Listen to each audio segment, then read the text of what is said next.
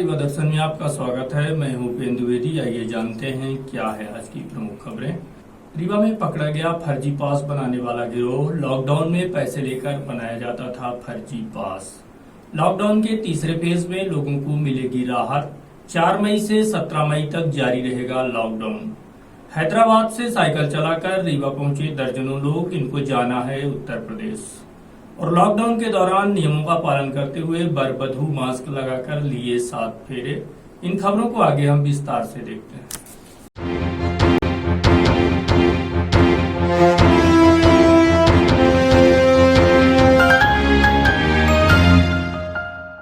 रीवा में पकड़ा गया फर्जी पास बनाने वाला गिरोह।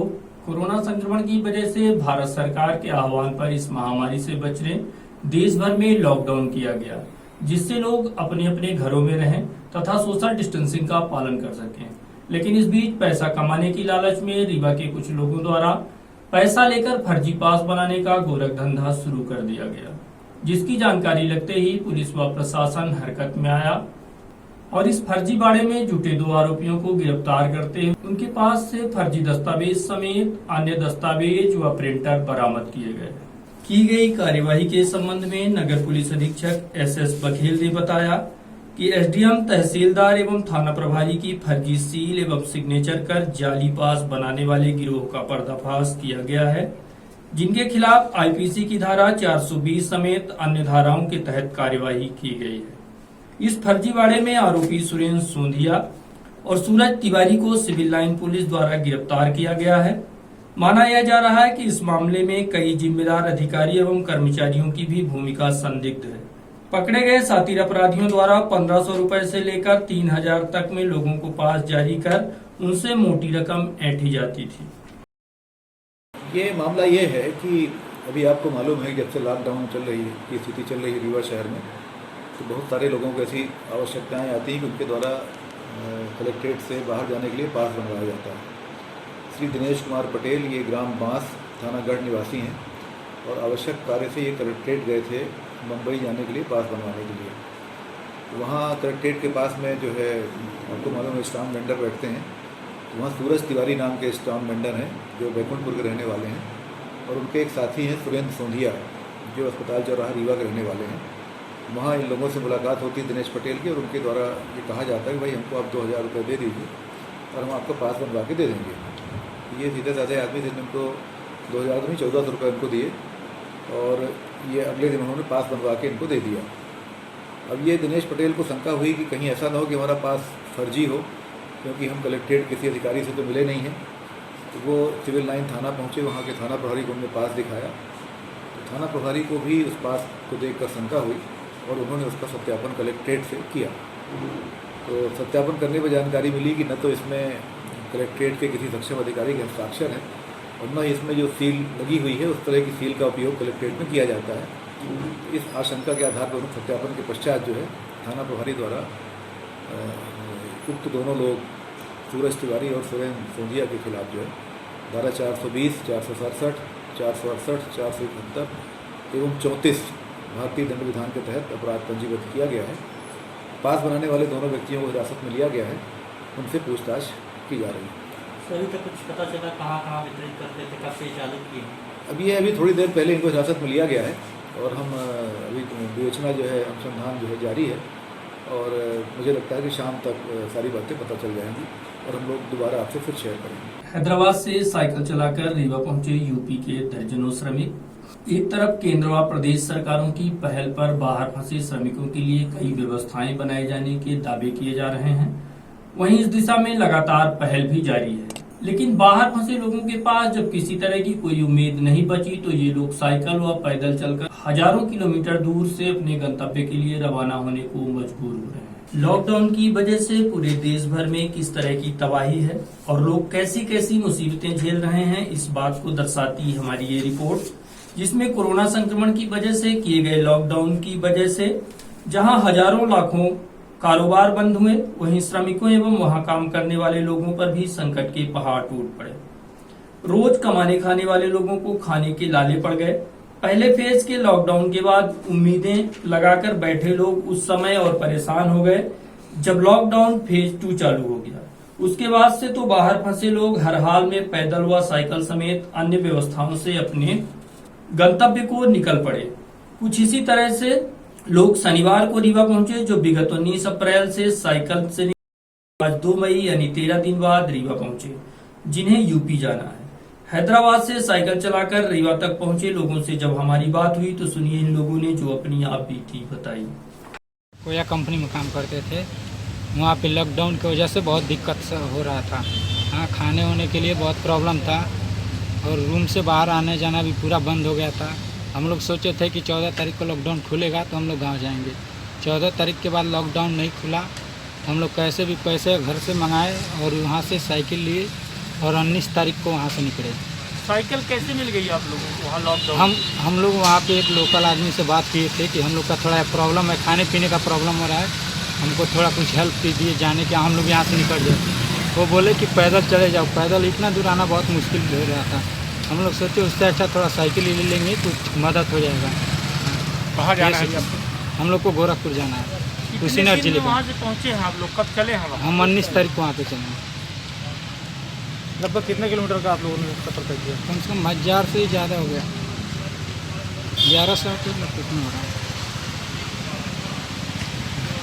रास्ते में जब महसूस होती थी तो हम लोग किसी स्कूल में नहीं तो कहीं कैंप पे, चाहे कोई बगीचा पे, चाहे कहीं अदर वहाँ जहाँ पे जगह रहती थी वहाँ पे गांव से बाहर हम लोग रहते थे और अपना व्यवस्था लेके चले, स्टोव वगैरह वहीं पे खाना वाना बनाते थे, वहीं पे खा वो के वहीं पे रुक जाते थे। उसके बाद से जहाँ पे जाना था वहाँ पे फिर से किसी से रास्ता को तो जानकारी नहीं था, लेकिन हम लोग ने लोगों से पूछ के किसी तरह से हम लोग यहाँ पे आके पहुँचे।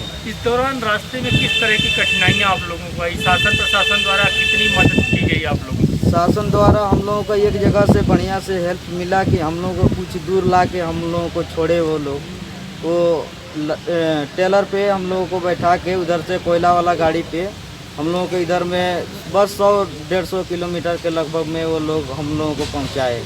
फिर से वहाँ से वो लोग बोले कि हमारा दूसरा रूट है भाई, तुम लोग उतर जाओ। फिर से हम लोग वहाँ से साइकिल से आए। इस बीच खाने पीने का कहीं कोई इंतजाम नहीं हुआ? कोई इंतजाम नहीं हुआ। एक जगह सरपंच वो एक ढाबे वाला था, वो रात में लाके कुछ आटे वोटे ला के दिया, वो हम लोग वहीं पे रोटी वोटी बना के वहीं पे कुछ नाश्ता पानी किए। अभी आप लोग रीवा पहुँचे हैं, अब आप लोग को गोरखपुर जाना है, कैसे आप जाएंगे आप लोग? जी अभी तो हम लोग पूरा थक चुके हैं, हम लोग अभी चल नहीं पा रहे हैं। अब व्यवस्था सोच रहे हैं कि कोई प्रशासन के वजह से हम लोगों को कुछ हेल्प मिले कि हम लोग जाएं अपने घर पे पहुँचें। यहाँ पहुँचने के बाद अभी आपकी जांच या कुछ यहाँ अधिकारियों का आश्वासन क्या मिला? यहाँ पे कोई आश्वासन कोई अभी तो नहीं मिला है कोई।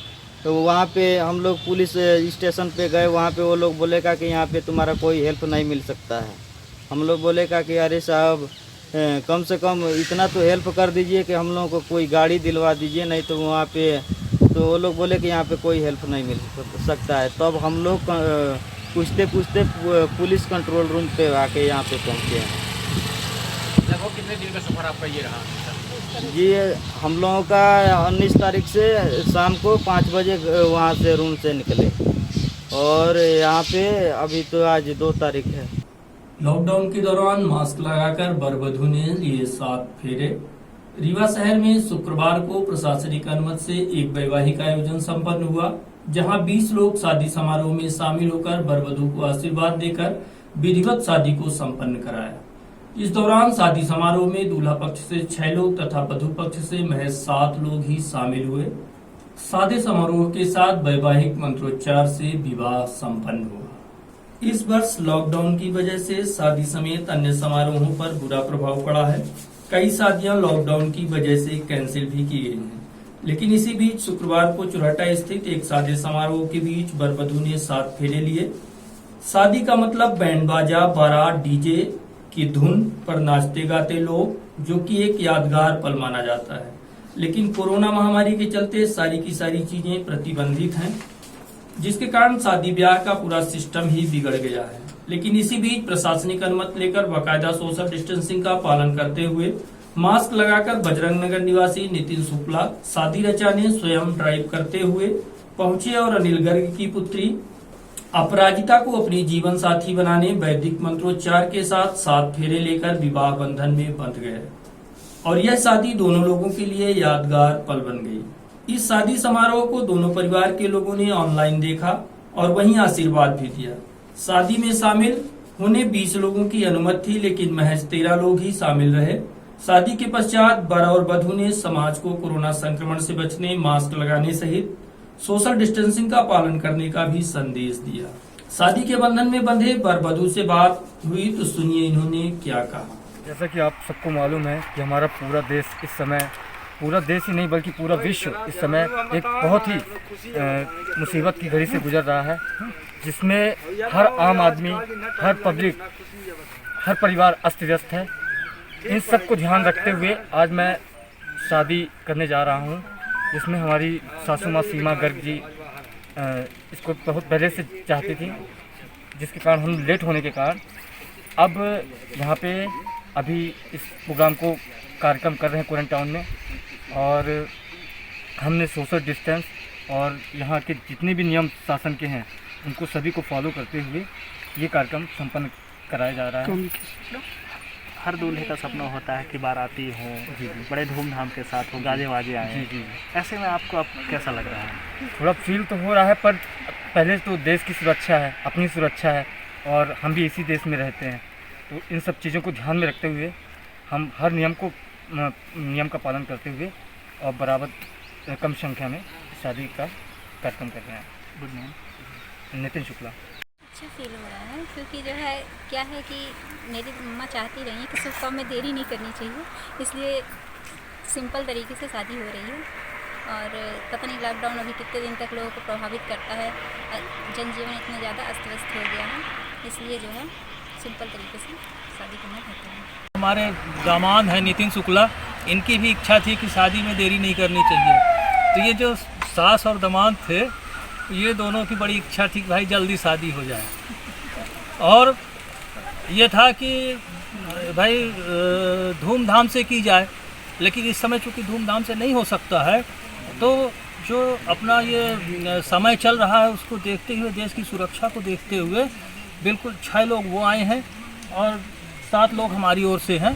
इतने ही लोग रहेंगे और इतने में शादी होगी, सोशल डिस्टेंस में होगी, और जब ये लॉकडाउन टूटेगा तो फिर धूम धड़ाके से करेंगे।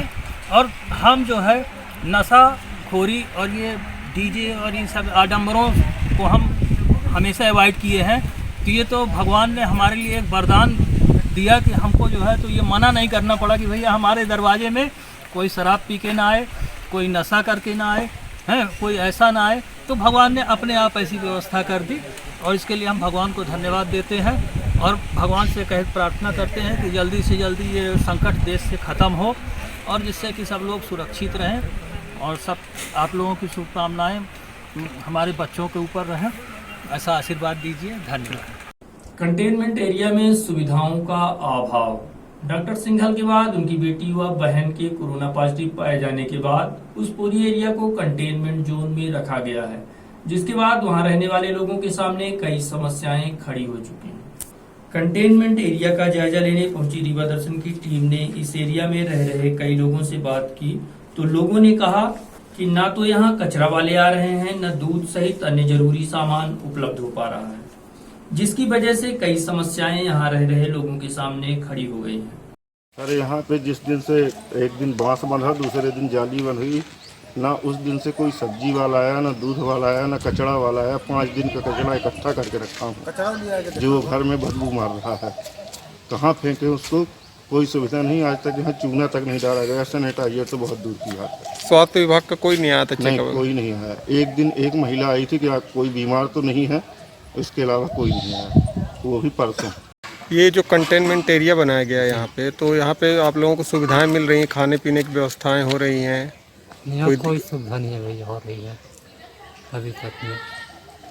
क्या व्यवस्थाएं हैं यहाँ पर? टीम आती है निरीक्षण करने, कुछ पूछने अभी तक तो कोई टीम नहीं आई भैया। कैसे व्यवस्थाएं हो रही है इस पूरे एरिया की? कोई व्यवस्था नहीं है, अब अपने से आदमी जो कुछ भी कर रहा तो कर रहा है, चोरी लुका जाके सब्जी भाजी थोड़ा बहुत ले आ रहा है, वो पुलिस के डांट फटकार सुनते हुए। जी हाँ। बाकी प्रशासनिक व्यवस्था यहाँ टीम लगी हुई है, घर घर जा रही है, सबकी समस्याएं देख और रही ये है। कोई समझ नहीं आ रहा सुविधा। 3-4 लेडीज आई थी, फिर पूछी हैं स्वास्थ्य कैसा है, उसके बाद चली गई हैं। उसके बाद तो कोई आया नहीं। खाने पीने की व्यवस्था खाने पीने की व्यवस्था कुछ नहीं है, जो घर में था वही रूखा सूखा खा रहे हैं, यही सब समस्या है। नगर निगम से कोई नहीं आते? नहीं, अभी कोई हेल्प नहीं। किस तरह के प्रतिबंध हैं आप लोगों के यहाँ? यहाँ पर पूरा प्रतिबंध हो गया, बाहर वाहर नहीं जा सकते हैं। सब्जी भाजी नॉन टेल हर एक चीज़ें समस्या है, यही सारी समस्या। होम डिलीवरी की बातें आ रही हैं कि होम डिलीवरी जरूरतें हैं वो होम डिलीवरी कराई जा रही हैं, सब घर घर पहुँचाया जा रहा है। हाँ हाँ। तो कितनी चीज़ें आप लोगों के घर तक पहुँच रही हैं? होम डिलीवरी के लिए इतना पैसा नहीं हुई है, होम डिलीवरी हम लोग नहीं ले पा रहे हैं। तो महंगे आइटम आ रहे हैं होम डिलीवरी में? अब महंगे भी आ रहे होंगे, सस्ते भी आ रहे होंगे। एक महीने 2 महीने जब से लॉकडाउन चालू तब से घर में है, जेब में 1 रुपया है नहीं, कहाँ से मंगवाएं होम डिलीवरी।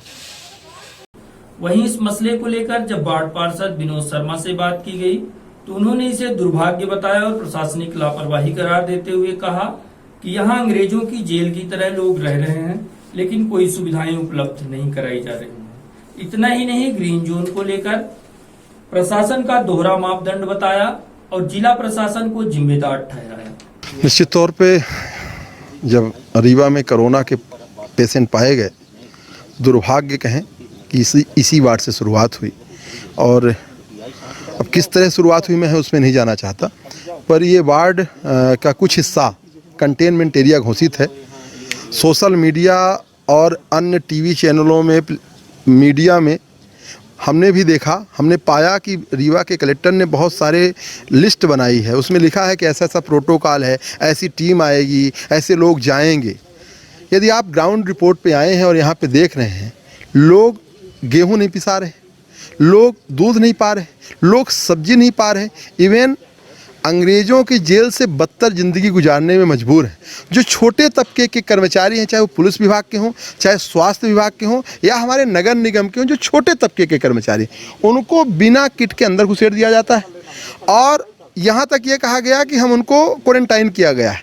मैं बिल्कुल पुख्ता सबूत के साथ कह सकता हूँ कि वो बेचारे अपने घर जाते हैं, कहते हैं होम क्वारंटाइन, बाद में सबसे मिलते हैं। तो एक तरफ ये कंटेनमेंट एरिया घोषित है, दूसरी तरफ रीवा के प्रशासन ने रीवा को ग्रीन जोन पे रखा है। दोहरा चीज़ समझ में नहीं आता भाई, ये आखिर कौन सी लॉजिक है? वो हमको बताएं कि रीवा ग्रीन जोन पे कैसे? यदि रीवा ग्रीन जोन पे है तो ये कंटेनमेंट एरिया नहीं होना चाहिए।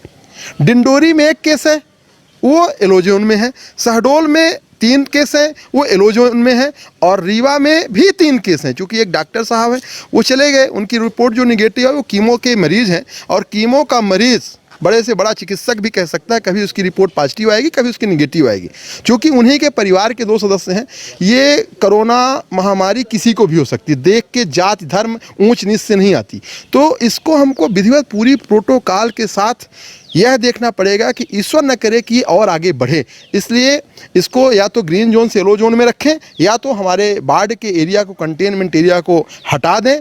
और आपके माध्यम से मैं कहना चाहूँगा कि केवल कागज़ में खाना पूर्ति ना करें, यहाँ आकर के देखें, लोगों को दूध पहुँचवाएं, लोगों को सब्जी पहुँचवाएं। दुर्भाग्य यदि कोई भी घटना, अप्रिय घटना यदि इस वार्ड में हो गई, इसका पूरा का पूरा जिम्मेदार मैं रीवा के कलेक्टर को मानूंगा, और फिर वो हमारे बर्दाश्त से बाहर होगा। मैं ये आपके माध्यम से विश्व शांति के लिए पूर्व मंत्री ने किया गौ पूजन।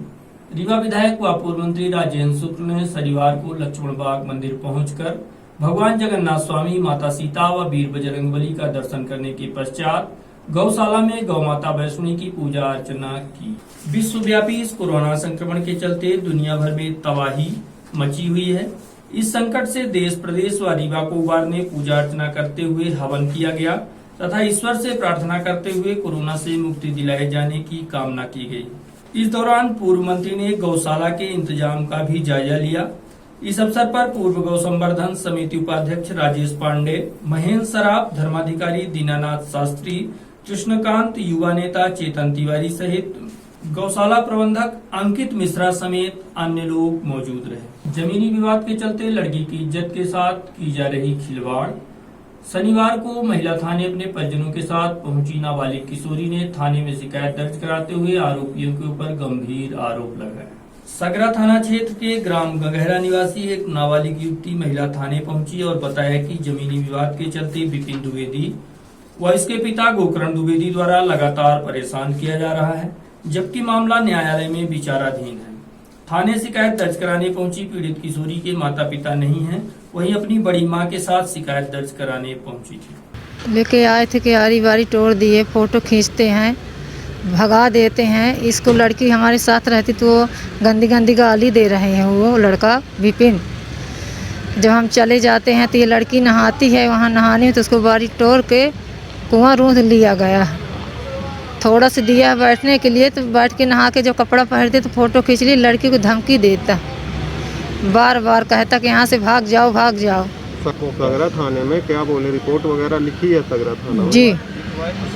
बोलना तो वहाँ पर सुनते नहीं है सर, तो इसलिए महिला थाने तो महिला थाने आए हैं यहाँ पर। फिर महिला थाना सगरा भेज दिए। लड़की बताई क्या करें लड़की को, इसके माँ बाप नहीं है तो किसके आधार जाइए हैं। इसका सर वो गर्मी के महीना में बाहर नहाती तो गेट खोल खोल बार बार आता है, झांकता है, टार्च मारता है। कौन कौन करता है? विपिन विश्वकर्मा और गोकर्ण करवाता है। वो घर में मेरे मम्मी पापा नहीं है, घर से निकाल रहे हैं और नहा वहा रहे तो फोटो खींच रहे हैं, गंदी गंदी गाली दे रहे हैं और कपड़ा पहनते तो फोटो खींचते हैं, बार बार झांकते और झांकते भी। कौन कर रहा है ये? विपिन द्विवेदी और उसके पिता गोकर्ण प्रसाद द्विवेदी। मजदूर देश की रीढ़ है, मास्टर बुद्धसेन पटेल। 1 मई को विश्व मजदूर दिवस पर राष्ट्रीय मतदाता जागृति मंच के प्रदेशाध्यक्ष मास्टर बुद्धसेन पटेल एवं जनता दल सेकुलर प्रदेश अध्यक्ष शिव सिंह एडवोकेट द्वारा लॉकडाउन का पालन करते हुए सामाजिक दूरी बनाकर खेत में मजदूरों के साथ काम करते हुए उनका हौसला बढ़ाया तथा इस अवसर पर मास्टर बुद्धसेन पटेल द्वारा लगभग 2 दर्जन से अधिक मजदूरों को 1 माह का भोजन एवं आर्थिक रूप से उनकी मदद की।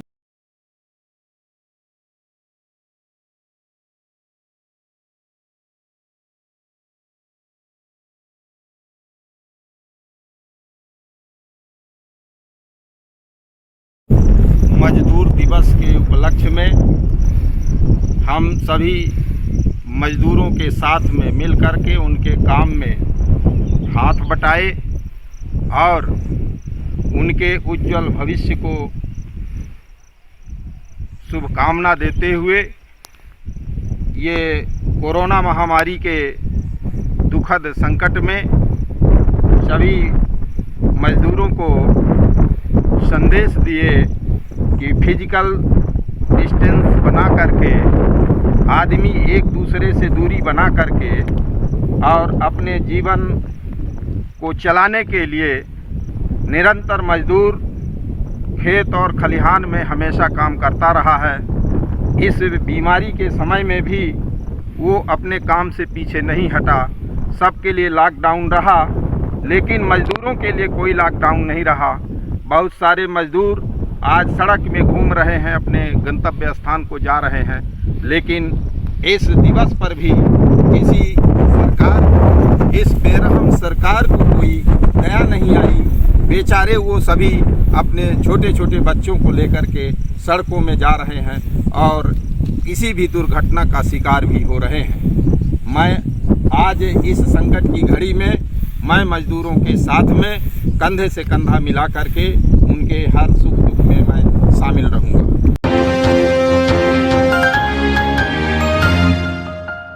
और अब चलने से पहले आज की प्रमुख खबरें एक बार फिर। रीवा में पकड़ा गया फर्जी पास बनाने वाला गिरोह। लॉकडाउन में पैसे लेकर बनाए जाते थे फर्जी पास। लॉकडाउन के तीसरे फेज में लोगों को मिलेगी राहत। 4 मई से 17 मई तक जारी रहेगा लॉकडाउन। हैदराबाद से साइकिल लेकर रीवा पहुंचे दर्जनों लोग, जाना था इनको उत्तर प्रदेश। और लॉकडाउन के दौरान नियमों का पालन करते हुए वर-वधू मास्क लगाकर लिए 7 फेरे। तो ये थी आज की प्रमुख खबरें। देखते रहिए रीवा दर्शन। दीजिए हमें इजाजत। नमस्कार।